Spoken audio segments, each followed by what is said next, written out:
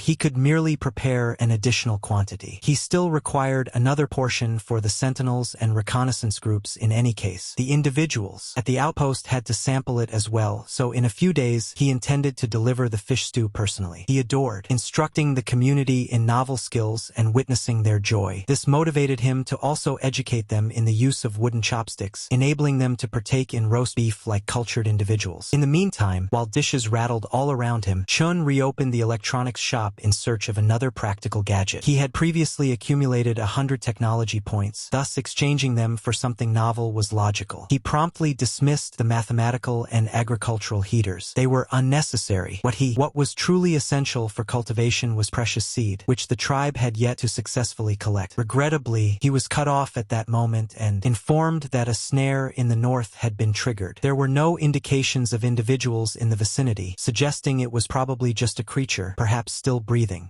Her unexpected appearance caught him off guard, yet her typical severity resolved the matter swiftly. She instructed the sentinels not to disturb the monarch over such a triviality and simply to eliminate the creature. She was irritated that Chun had been preoccupied and unable to consider her, so she decided to come herself. At this moment, he needed to restore harmony within his household. This time, he vowed to return with something fresh and initiate further transformations for the community. He cemented that vow with a kiss, which departed. She became exasperated, then redirected her attention to the confined creature because instead of conquering it, he may have the capacity to control it. Thus, he delegated the outstanding tasks to Lisa. The nettles that Huang Su had brought previously were already depleted, necessitating the gathering of additional supplies. Even more crucially, they needed to locate valuable millet whose seeds could be sown in the fields.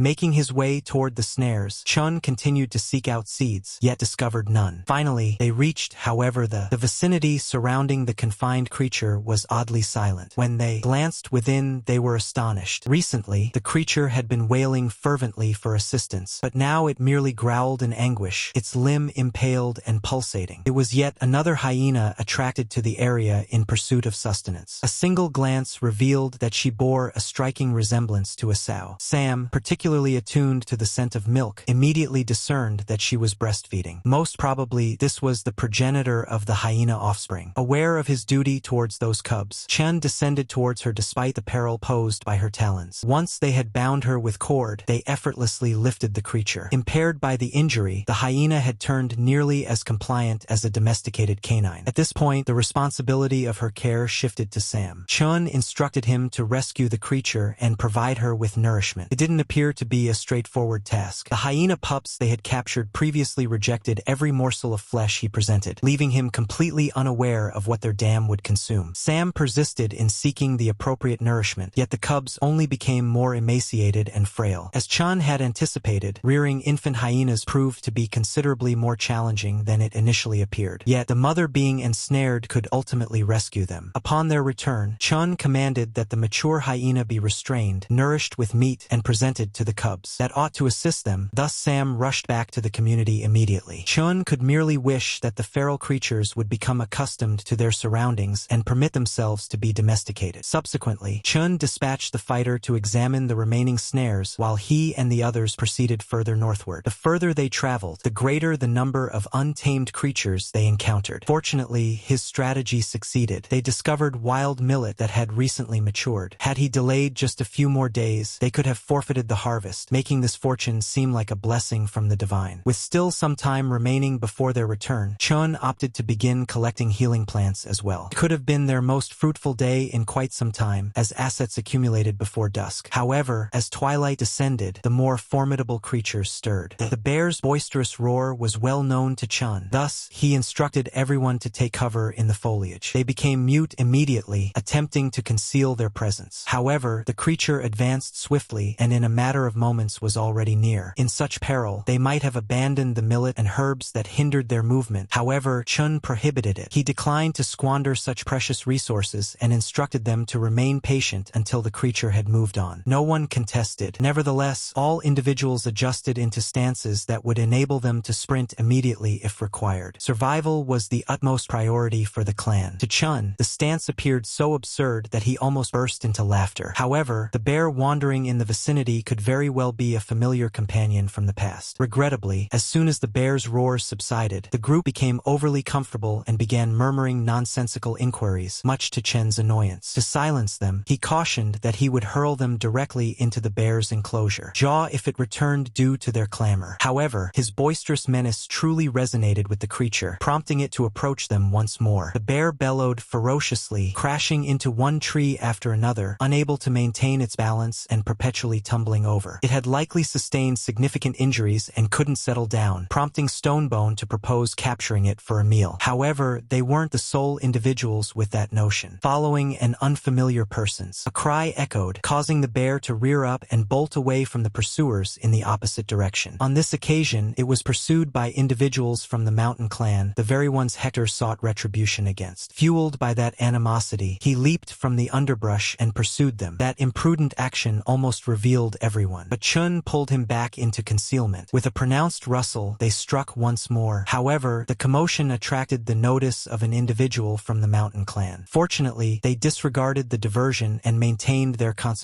on the quarry. Hector, nonetheless, was unable to comprehend Chen's choice. He believed they possessed the ideal opportunity for retribution, but Chun intervened. However, animosity must not obscure his discernment. The adversary vastly outnumbered them, and launching an assault at this moment would have been imprudent. Chen's sole benefit was that the adversary was exposed in the open while his team remained concealed in darkness. If Hector desired a confrontation, he needed to bide his time for the opportune moment. Thus, for the time being, he had to comply. In the meantime, the bear was utterly exhausted and fell to the ground in the center of the glade. One of the individuals pursuing it brazenly ridiculed the creature and persistently urged the unfortunate creature to rise to its feet repeatedly. However, the chieftain of the mountain tribe condemned such brutality. The bear had consumed deer meat infused with toxic white blossoms, subsequently suffering an injury to its abdomen. Considering everything, the mere feat of its journey this distance was remarkable, warranting a dignified demise. Degrading him in such a manner was unworthy of a man. Thus, as retribution, the wrongdoer was thrown into a tree. The leader subsequently commanded everyone to vacate the glade, as he readied himself to deliver the bear a swift, albeit still agonizing, conclusion. To achieve that, he planned to utilize a blade crafted from natural volcanic glass known as obsidian. That aspect regarding the lure also captured Chen's interest. Only a handful of primitive individuals would consider contaminating bait in such a manner, thus their cleverness astonished him. However, the system resisted the idea of exterminating the bear and instructed Chun to rescue it. That entailed jeopardizing a confrontation with the mountain clan to save the very creature that had recently attempted to slay him, utterly absurd. Nonetheless, the system had already foreseen Chen's indignation. Should he decline this uncommon endeavor, it would never present itself again. The system afforded him no opportunity to deliberate, and Chun acquiesced despite the peril. Recalling every offense he could conceive, Chun berated the system as he advanced toward the objective. That rage propelled him to halt the onyx weapon. As soon as Chin emerged, he ruined the whole event that the leader had organized for his fighters. By audaciously claiming the clan's quarry, Chen's faction exposed themselves to danger and infuriated their adversaries. At this moment, Chun decided to place his faith in the system, anticipating that the bear's appreciation would validate the hazard. The moment he acquiesced, the system dispatched a secondary task. The bear had been contaminated with ordinary narcotics and punctured in the abdomen. Chun had a mere 10 minutes to halt the hemorrhaging and neutralize the poison, or it would perish. Upon his acceptance, Chun had entirely neglected the toxin. Quickly contemplating, he understood that the objective was to rescue the bear, rather than initiate a conflict with the mountain tribe, and an outright confrontation with them was the very last outcome he desired. However, there was insufficient time to negotiate for a tranquil transaction. Simultaneously, the adversary leader identified the youth who had recently frequented the sea tribe. His contemptuous demeanor enraged Hector. He hadn't even recalled his name. Hector clenched his jaw, merely biding his time for the opportunity to strike. Chun disregarded the interaction. He was overly concentrated on the system notifications, which continuously cautioned him about repercussions. Should he falter, the mechanism would reduce the segments of Chen's anatomy associated with procreation by 50%. Even for that, it was merciless. Chun immediately envisioned Lisa abandoning him with nothing but gathered millet. He declined to allow his sovereignty to conclude in such a manner, so fury consumed him and he demonstrated his might to the adversary. Chun was prepared to perish while rescuing the creature, yet he refused to pull the others down alongside him. Thus he instructed them to safeguard themselves. With that, the conflict ultimately erupted. Everyone dedicated themselves to safeguarding Chun as he focused on the bear. Fortunately, he managed to halt the hemorrhaging in less than a minute, but that was the straightforward aspect. Subsequently, he needed to counteract the toxin, an experience he had never encountered previously. The bear's care depended solely on Chun, and with him removed from the confrontation, his team began to falter. The conflict could swiftly conclude in demise. Each individual had sustained significant injuries that hindered their ability to combat effectively, yet they persevered so Chun could complete his task. Then, the leader of the mountain tribe abruptly commanded a halt. He genuinely appreciated Chen's ensemble. For a collection of drifters recently united, they had battled remarkably effectively. As a gesture of recompense, he proposed to preserve their existence assistance if they retreated. Hector declined. A desire for retribution ignited within him, and he was eager to rectify past grievances immediately. As he expressed, they were merely getting started. Regardless of the evening, they still had ample energy remaining. The others supported that audacity to deter the adversary and comfort Chun as he grappled with the toxin. In the meantime, the system's deadline for addressing the issue was swiftly approaching. Chun had 6 minutes remaining and was still completely at a loss regarding how to counteract the poison. Regardless, the others remarked that he could observe that even Stone Bone was struggling to remain vertical. If this continued, the endeavor would be doomed to failure. He could nearly perceive the system chuckling, but to preserve his own dignity, Chun was prepared to humiliate himself if necessary. In the meantime, the adversary leader acknowledged their rejection and sank into a perilous crouch. He exerted such intensity into the motion that his foot colliding with the earth generated a tremendous tremor. No one had witnessed anything of the sort, and they stood paralyzed. Fortunately, Chun rescued them. Forfeiting his own armament, he broke through the surge and stirred up a billow of debris. He had desired to evade confrontation with the tribe, but now it was evident he needed to intervene. That merely intensified the leader's curiosity. Now he sought to uncover which clan could challenge them so audaciously. He had disregarded them as nomads, yet it was evident that he had miscalculated. It wasn't his manner to overpower a small faction with a battalion, so as soon as he obtained what he desired, he allowed them to leave. Rather, he vowed to confront Chun on a different occasion with balanced forces on each side. The leader of the mountain clan was delighted to have encountered him today. Thus he departed with an air of dignity, escorting the injured, that encompassed the individual he had thrown into a tree for ridiculing the bear. He was in such poor condition now that others had to transport him. Thus, Chen's recently established clan succeeded in evading calamity. Now, only a single issue persisted, eliminating the toxin afflicting the bear. As Chun tended to it, the mountain clan was perplexed as to why their leader had willingly relinquished the quarry. For them, it was illogical, yet the absence of ginseng clarified it. They depended on that herb to fortify themselves. Furthermore, the mystical energy bestowed by their wizard was almost depleted. Chun was no ordinary adversary. He had thwarted an attack fueled by 70% of the leader's might. Observing Chen's unwavering composure, the leader became convinced that he was concealing something. His armament appeared peculiar and excessively keen for such a feeble clan. Examining his jet-black weapon, the leader pledged to exert his utmost in their forthcoming confrontation. In the meantime, Chun solicited suggestions from the remaining members of the group. Regrettably, none of them were aware of how to counteract narcotic toxins, leaving them with no choice but to observe. Still inquired why he was rescuing the bear whatsoever. They believed it was merely quarry they had contended for, yet there was no opportunity to elucidate. What they had to comprehend was that this had evolved into a matter of survival or demise. The system granted him one last chance, prompting Chun to utilize honeysuckle and burdock. Both botanicals were recognized for their ability to combat toxins, although it remained uncertain if they would be effective against narcotics. They pried the creature's jaws apart and crammed in all that they had assembled. Chin dedicated the lingering moments while sustaining his inhalation, anticipating a miraculous event, each moment stretched interminably. Only, in the concluding moments, the system ultimately dispatched an alert indicating that the bear's state had stabilized. With the bear safe from peril, they could at last exhale once more. Only Hector persisted in urging them to pursue the mountain clan before it traveled too far. Similar to a sagacious monarch, Chun elucidated that no one had yet comprehended the complete power or tactics of the opposing force. If they barreled in recklessly, they would incur substantial losses without justification. Even a miraculous triumph would be futile. Chun declined to squander his resources on retribution, as the mountain clan would inevitably approach them. He required time to strategize and fortify his lilang. Having clarified that, he dispatched the others back to the hamlet while he remained to observe the bear. Stonebone was to inform the queen to strengthen the patrols and station sentinels while those guests were en route. Isolated with the creature, Chun perceived the night as exceedingly prolonged. Hunters continually approached drawn by the bear's fragrance, and he was compelled to fend them off repeatedly. Thus, Chun dedicated the entire night battling feral creatures. He was astonished by how delicious they were and joyfully consumed the roasted meat. At the break of day, the bear stirred and oriented itself towards the aroma of sustenance. Chun presented it with a morsel while they still had the opportunity and generously provided a portion of meat. Uncertain if the creature consumed prepared meals, he also set aside a distinct heap of uncooked rabbits just in case. When the blaze extinguished, Chun and the untamed creature had satisfied their hunger with prey and reclined to relax. Subsequently, the system declared that the task had been accomplished, granted empathy points from the bear and proposed to allocate them right away. Chun prioritized those aspects into corporeal strength initially, elevating it to a pivotal threshold and transforming himself into a genuine force to be reckoned with. He was delighted with the prize, and as he relished it, the bear presented him with a portion of its own sustenance. That was its manner of demonstrating fidelity, so Chun acquiesced and partook in the repast with it. Now completely recovered, the bear ought to have ventured on its own path, and Chun wished they would cross paths once more in the future. However, the creature had alternative intentions. It swiftly seized Chen's garments and emphasized its desire to proceed to the settlement alongside him, tenaciously advocating for an affirmative response. A creature of that magnitude would consume a significant amount, yet having a bear as a companion could considerably elevate Chen's prominence. Thus, in spite of its awkwardness and restricted applicability, Chun brought it with him. He bestowed the name Shunda upon the bear, conferring an official status within the community. Appreciative, the bear joyfully sprang towards us, championed to embrace and affectionately kiss him, then trailed behind. At this moment, with a formidable ally by his side, Chun was able to trail the mountain clan and survey their path. Perched upon Shunda, he effortlessly pursued the path the adversary had recklessly abandoned. Yet, as they ventured deeper, the undergrowth thickened. This indicated but one possibility: a bamboo grove lay ahead. Bamboo was not only beneficial for construction, but it could also be utilized to create firework explosives. All he required was the ideal combination of nitrate, sulfur, and charcoal compressed into a bamboo cylinder, an impeccable vessel for the powder. If they were able to create firecrackers, they could surprise the adversary in a pivotal confrontation. Although the explosion turned out to be feeble, the sound itself had the potential to frighten the clan and cause them to scatter. Chun had already acquired saltpeter and had mastered the art of producing charcoal and constructing a kiln, yet sulfur remained an obstacle. That mineral typically occurs exclusively in the vicinity of volcanoes. He accessed the system map to refine the search. As he anticipated, a volcano loomed close to the icy behemoth. If he maintained a sufficient distance, he could afford to investigate the sulfur in that location. Previously, Chun had solely concentrated on fleeing and overlooked the nearby assets. However, with Shunda accompanying him, this journey would be considerably simpler. After reviewing the strategy repeatedly, he ultimately instructed the bear to proceed northward, to witness something extraordinary. They dashed away at maximum velocity and quickly arrived at the identical lake where Hector and Sam had been. Examining the vicinity, Chun informed Shunda that he had traversed this route previously. He had neither the opportunity nor the desire to investigate during that period, but now he could compensate for it. As they approached the lake cautiously, both remained silent, anticipating the aquatic creature they had often heard tales of, but nothing emerged. Chun was on the verge of proceeding when Shunda abruptly tensed and retreated. At that very moment, bubbles erupted on the surface of the lake, indicating the presence of something vast beneath. Suddenly, an enormous cranium emerged, bellowing as the remainder of its form trailed behind. It was an authentic Tyrannosaurus, searching for effortless quarry. Only a broken tether trailing from it hinted that the creature had once been owned by an individual. This T-Rex was the final discovery Chun anticipated. He and the bear sank down into the foliage, taut, assessing the creature's dimensions. The neckband it wore suggested it could be the giant's companion, having fled while its owner slumbered. If that is the case, then the being that frightened away the saber-toothed tiger and left enormous footprints in the woods was likely another T-Rex similar to this one. And if that were accurate, the colossal mountain being had been slumbering for no less than 15 days. Regardless, squandering their prime opportunity to escape would be unwise. As soon as the creature pivoted, Chun instructed Shunda to dash toward the mountain. The bear complied, transporting him further into the frosty ecosystem. However, the snow accumulated with each stride until they were compelled to halt. If anything provoked a landslide, there would be no way to evade it. To ensure his safety, Chun dismounted from Shunda, which evidently caused concern for the bear. In reality, he intended to trail behind him and provide protection should peril arise. To comfort the bear, Chun advised him to remain vigilant and observe his surroundings. Introducing Shunda had been a clever decision, as each motion of his mighty paws cast snow aside and revealed the earth underneath. Then Chun detected a pungent odor he recognized immediately. He commenced the quest for the origin. The further they delved into the snow, the more potent the odor of the charred match grew. After considerable exertion, he ultimately discovered a sulfur reserve, a crucial element that could determine the impending conflict with the mountain clan. Chun was exhilarated by the revelation because, with this quantity of sulfur, they could commence producing firecrackers as early as tomorrow. After collecting as much as he could, Chun loaded it onto Shunda and made his way back home. As he traversed the initial dwellings of the community, Sam hurried over, truly delighted to encounter him. What no one anticipated, however, however, was the bear beside him. To alleviate any fear, Chun presented Shunda and urged everyone not to harm him. Initially, the community grappled with embracing a feral creature within their midst. However, it wasn't long before everyone desired a chance to ride it. Chun might have permitted it if the bear had consented, but he was unwilling to let Shunda be intimidated and vowed to seek out another creature instead. After the materials were offloaded, Chun instructed Ayu to dry the bamboo without providing any reasoning. He then shifted his attention to Lisa, who was fearlessly scrutinizing the bear at close range, captivated by such a formidable creature and feeling a sense of pride in Chen. However, that joyful occasion was short-lived. Immediately upon returning, Chun was met with distressing news. A colossal marine creature emerged close to the coastline, flailing wildly and preventing the fishermen from carrying out their tasks. Its form stirred up swells large enough to obliterate all the salt curing on the shore, rendering the fishermen powerless. Upon receiving the pressing announcement, Chun pacified the courier and proceeded to the shore personally to examine it. Mounting Shunda, he arrived at the ocean in mere moments, where shattered containers bobbed amid the waves. The being was an ichthyosaur, a sizable carnivorous aquatic reptile resembling a fish, inherently fierce and oviparous. It was still in a formative phase, approximately 7 meters in length, and intent on obliterating any living beings in its vicinity. The conduct was concerning even to Chen, yet nobody was prepared to allow it to wreak havoc unchecked. If they failed to halt the ichthyosaur, it would continue to devastate everything and inflict substantial damages. To conquer it, they had to entice it onto dry ground, where the creature would forfeit a portion of its power. Subsequent to articulating the strategy, Chun propelled Shunda towards the waves and launched an assault on the reckless ichthyosaur. The initial strike sent the bear tumbling onto the shore, yet it also revealed the creature's underbelly. In the final moment, Chun sprang away from Shunda and plunged his axe into the creature's hide. That merely infuriated the creature even more, prompting it to turn, seize Chun in its maw, and pull him into the depths. The ichthyosaur propelled itself toward the ocean floor, striving to prevent him from surfacing. Chun understood he had perished long before the creature truly devoured him. Thus, he exerted all his might to pry its jaws apart. In the meantime, Shunda continued to pursue them, and before the creature could venture too distant, he seized its tail and pulled it back toward the land. The bear had comprehended Chen's strategy and adhered to it, yet the contest remained fierce. Amidst the ichthyosaur's formidable jaws and the scarcity of oxygen, no average individual could have withstood it. Therefore, it came as no shock that Chun began to lose faith. Emerging from the murky depths, a woman surfaced and rescued him. Armed with dual blades, she sliced through the ichthyosaur's physique and compelled it to free Chun. Blood coursed through the pristine water, tainting it a deep crimson and obscuring the girl from sight. Deprived of oxygen, Chen's extremities gradually lost sensation, rendering him incapable of swimming back. In his final lucid instance, he could solely contemplate the young woman gliding so adeptly through the ocean. As Chun reopened his eyes, he noticed Shunda on the golden sand, nervously keeping vigil over him alongside the remainder of the clan. Once expelling seawater from his lungs, Chun observed his savior perched on a boulder and beckoned Alana to approach. She was the foremost swimmer of the sea tribe, frequently foraged in the waters, and was well aware of the precise spot to deliver a fatal blow to the creature. It was widely recognized that the sea tribe wasn't renowned for their intellect, but in comparison to the rest, Alana appeared particularly lacking in wit. Nonetheless, because she had preserved his life, Chun overlooked that and genuinely expressed his gratitude. What intrigued him now was the source of those obsidian blades she possessed. She clarified that she seized them from a malevolent individual who had intruded upon their tribe's domain. Alana responded promptly, but then feared they intended to confiscate the blades and almost instigated a confrontation. This was circumvented once they clarified Chen's involvement in the resolution, and she ultimately relaxed. She struggled to recall all the details about him, yet she grasped that he desired to assist the ocean community. Once assured of his reliability, Alana recounted the day the Highland tribe abruptly assaulted their territory. She was rendered unconscious during the altercation, and upon regaining consciousness, her brother Fong and the others found themselves ensnared in a cavern. They were toiled relentlessly, compelled to undertake the most sordid tasks, and when they could no longer endure it, Fong devised a plan for their escape. He would confront a guard and transfer the weapon to Alana, who needed to sever the rope and plunge from the precipice into the river. Fong was convinced it was the sole method to rescue her. Thus, he instructed her to adhere to his directives without hesitation. If it succeeded, she was meant to locate Hector initially, the fortunate individual anticipated to endure. Given Alana's confrontational disposition, she would have hardly endured confinement, much less concoct such a scheme, prompting Fong to assign her to an ally he held in high regard. At that moment, a guard observed their dubious actions and approached to reprimand them for flouting directives. That negligence proved proved to be a costly mistake for him. As Fong attacked at that precise instant, utilizing the remains they were compelled to transport once more. The sentinel was immobilized. Alana seized his firearm, leaped into the water, and navigated downstream. That's how she encountered the enormous creature assaulting Chun and subsequently reconnected with her compatriots from the Sea Tribe. Upon listening to her, Chun proposed that she attend the camp where Fong had arranged for her to encounter Hector, but Alana declined to return without something in hand. Given that the ichthyosaur was lifeless in the water, they would retrieve it. They hoisted the creature onto Zunda and towed it across the beach, creating an extensive mark in the sand. Partway through their journey, they unexpectedly encountered Hector and Stonebone, who had arrived to greet their sovereign. They undoubtedly did not anticipate Alana's presence alongside him. Her narrative required time to unfold, but Hector was now aware that approximately 10 additional members of the Sea Tribe were still imprisoned. They needed to be saved prior to the Mountain Tribe commencing their torment, yet rushing in without a strategy would be excessively perilous. Chun devoted an extensive period attempting to soothe Hector, but then the smoke rising from the mountain drew his attention. It was a beacon blaze alerting of peril on the western peak. No creature, regardless of its intelligence, could ignite a signal fire atop a peak, prompting Chun to become cautious without delay. And for justifiable cause, the chief of the Mountain Tribe had vowed retribution when he departed with his quarry, and he was unlikely to overlook it. It appeared that the Mountain Tribe had arrived, but to confirm, Chun had to inspect the boundary personally. He promptly commanded Stonebone to lead the others to the stronghold while the fighters gathered and strengthened the fortifications against any assault. Hector and Alana were dispatched to the western peaks to rendezvous with the patrol and conceal themselves in wait by the snares until Chun arrived with reinforcements. As he raced back to the encampment, he hoped the deities had bestowed compassion and that the signal blaze had been ignited inadvertently. Fortunately, Lisa was already outdoors anticipating his arrival. She had been agitated regarding the creature battle along the coast, incapable of remaining motionless as she envisioned one catastrophe after another. As soon as she noticed he was uninjured, Lisa breathed a sigh of relief and proposed to explore further while he took a break. Chun declined. He valued her worry, yet the beacon still beckoned to him, and despite the presence of the warriors alongside her, she would be unable to contain Hector if he lost control and lunged at the leader of the Mountain Tribe. Therefore, he opted to manage it personally, enlisting Huangshu, Langyuk, Sam, and Ayu, combatants who had already demonstrated their prowess on numerous occasions. Lisa remained behind to supervise the settlement's protection and the injured. Sam had recently discovered a hill with an unobstructed vantage point, allowing her to quickly mobilize with reinforcements in the event of a threat. Chun preferred solitude, yet Mia was adamant. She had never been permitted to join previously, and if turned down, she vowed to accompany them regardless. After finalizing his instructions, Chen assigned Lu Tang the responsibility of protecting the queen and immediately set off towards the west. As they arrived at the others, twilight was descending, an occurrence that might benefit Chun. In that faint illumination, snares were significantly more challenging to detect, and thus were the concealed locations of every fighter. However, the Mountain Tribe had foreseen that. They progressed gradually with torches, making no attempt to mask their presence. As though he detected the peril, their chief brought the clan to a standstill just prior to the lethal area. He appeared to be aware that Chun was already present at the frontier, anticipating their arrival. Thus, he summoned him to emerge and engage in a fair confrontation. Nobody comprehended how he was so confident that Chun was there, yet nobody exposed themselves. Subsequently, the leader composedly disclosed the method by which he located individuals. The region was eerily quiet. No birdsong, no insects, no amphibians. Merely a sizable gathering nearby could frighten the creatures from their concealed spots and reveal a trap. Even at that moment, Chen's faction remained concealed, compelling the leader to transition from mockery to intimidation. The leader detested employing Qixin Zhao's abilities, yet he loathed this game of concealment and pursuit even more. That sufficed. Chun ultimately emerged from concealment, prepared to confront the adversary directly. It became evident that the Mountain Tribe was encircled on all fronts, placing them at a distinct disadvantage. Nevertheless, the leader appeared satisfied that the figures on both ends were balanced. Lifting his jet-black sword, he enthusiastically confronted Chun to a battle, relieved that this time he could combat without concerns about looks or honor. However, precisely as Chun anticipated, Hector seized the opportunity to retaliate against the Sea Tribe and struck at the earliest possible instant. He had no regard for dignity or regulations. He attacked audaciously from the rear. They were merely a few paces away from a savage confrontation, yet the Mountain Tribe fighter halted him abruptly. Musi hurled himself into Hector's trajectory, colliding with him using all his might. Like two headstrong rams, neither yielded an iota in sheer strength, and both forged a path through the earth beneath them. Initially, Musi appeared to be be at a disadvantage.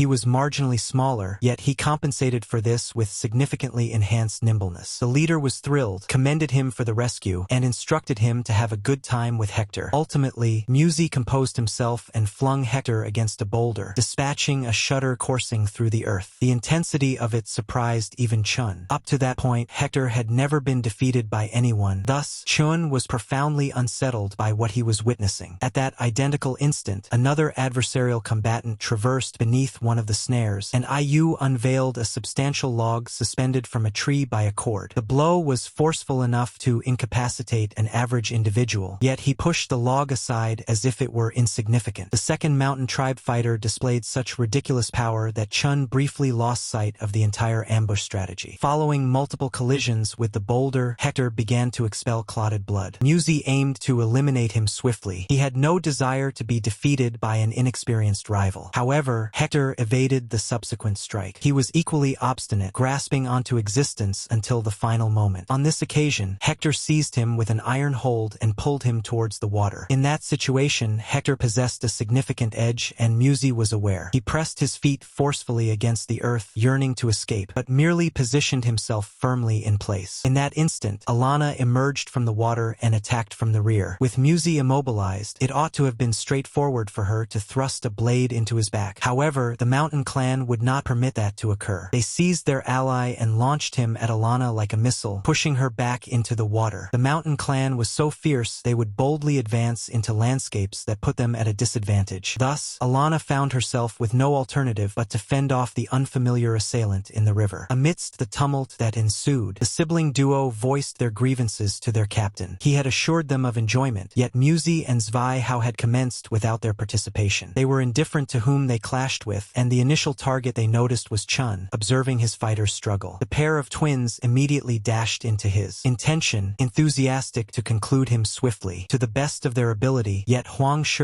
and Lang Gutsui obstructed them. If they sought the monarch, they would need to overcome the other fighters initially, which postponed their enjoyment a minor. The siblings divided the adversaries amongst themselves and pledged that whoever was defeated would carry disgrace for eternity. Smirking, like lunatics, they plunged into combat, prepared to wager their lives merely to immerse themselves in the blood of their foes. In the meantime, Zvaihao observed the conflicts erupting around him and found himself unable to choose whom to assist. Combat was the only thing he understood, so to support the newcomer's triumph, he merely sought a weapon. He didn't need to look for long. A log was situated directly before him, and he nonchalantly wrenched it loose from the cord before hurling it over his back, spoiling the snare in the course of action. Equipped with that enormous timber, he surged forward toward the chief, who was engaged in combat with Chun. The leader clearly disapproved of Zvaihao intervening, so he curtly instructed him to seek out another individual. Rather, disheartened, he complied the directive and began looking for Muzi, yet Muzi was already restrained by Hector. Chun realized immediately that Hector, in that state, couldn't endure against two adversaries, therefore he promptly took action to assist him. However, the leader of the mountain tribe interrupted him. He lashed his sword with complete strength across Chen's route, compelling him to retreat and emphasizing that he needed to concentrate on. The leader was furious that Chun continued to disregard him, and behaving as though he was absent. Thus, he launched another assault repeatedly. Every arc of the obsidian blade aimed for Chen's neck, striving to sever his head, yet Chen's axe continually deflected the ferocious blows. Growling, the chieftain lashed out recklessly and cautioned Chun to maintain his concentration. He sought to witness Chen's genuine might and initiate a genuine conflict between sovereigns. Chun understood that escaping this confrontation wouldn't come easily, and at that moment, he was powerless to assist Hector. Thus, he resorted to more drastic actions and called out for